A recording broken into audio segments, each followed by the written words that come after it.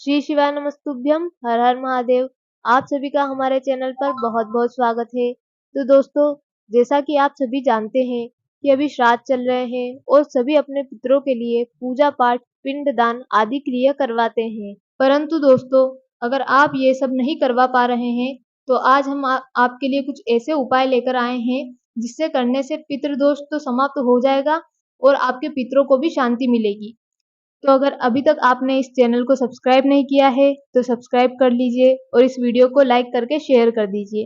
तो चलिए आज का उपाय हम जानते हैं। तो दोस्तों, सबसे पहला उपाय यह है कि अगर आप अपने पितरों के लिए पिंडदान या पूजा पाठ नहीं करवा पा रहे हैं या कुत्ते और कौवे को भोजन नहीं खिला पा रहे हैं, तो आपको एक जल का पात्र लेना है, उसमें 2-3 बूंद गंगा जल डालना है और भोलेनाथ को चढ़ाना है।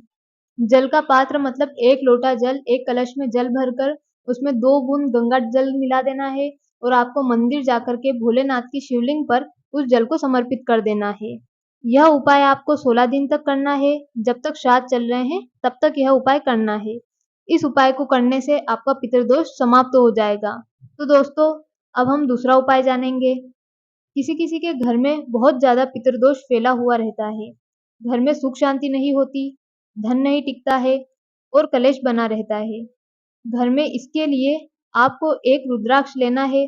घर में से ही जो रुद्राक्ष आपके पास हो वो उसको लेना है और एक पानी के पात्र में उस रुद्राक्ष को डाल देना है।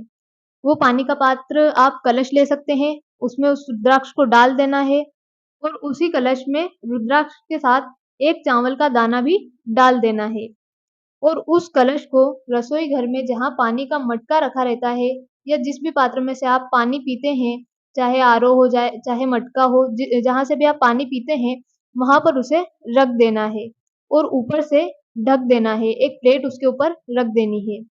एक बात का आपको खास ध्यान रखना है कि उस कलश को सुबह 10 बजे से दिन के 12 बजे के बीच में रखना है और शाम के समय भगवान का नाम लेकर या कोई भी मंत्र जो आपको पता हो, याद हो, उस मंत्र को, चाहे वो ओम नमः शिवाय हो या श्री शिवाय नमस्तुभ्यम हो या गायत्री मंत्र हो या राम नाम हो, किसी भी मंत्र को या किसी भी भगवान के नाम को लेकर उस पात्र के पास एक घी का दिया प्रज्वलित करना है और ध्यान रहे उस दीपक में जो बाती हो वह लंबी बाती होना चाहिए।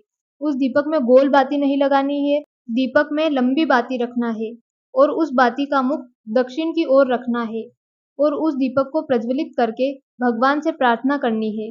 और जो कलश आपने रखा था पानी भरकर, जल भरकर, जिसके अंदर एक रुद्राक्ष डाला था और एक चावल का दाना और उसके ऊपर जो प्लेट ढकी हुई रखी थी, उस प्लेट के ऊपर अपना सीधा हाथ रखकर अपने पितरों का स्मरण करें और जो भी आपके घर में परेशानी चल रही हो, घर में धन टिक नहीं रहा हो, किसी का विवाह नहीं हो रहा हो, कोई शुभ कार्य नहीं हो रहा हो और जो भी समस्या आपको हो उस समस्या को स्मरण कर लें और उस जल के पात्र को रात भर रखे रहने दें।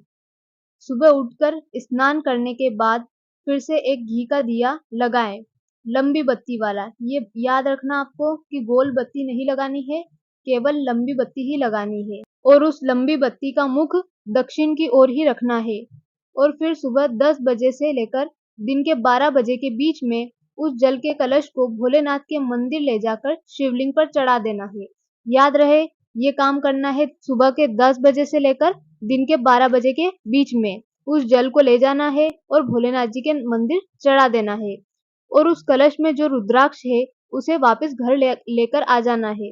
वह रुद्राक्ष वर्ष भर आपके घर में बीमारी नहीं आने देगा और आपको उन्नति की ओर ले जाएगा।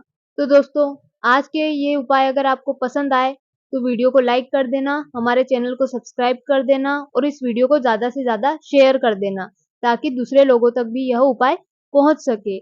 अब मिलते हैं अगली वीडियो में नए उपाय के साथ। श्री शिवाय नमस्तुभ्यम, हर हर महादेव।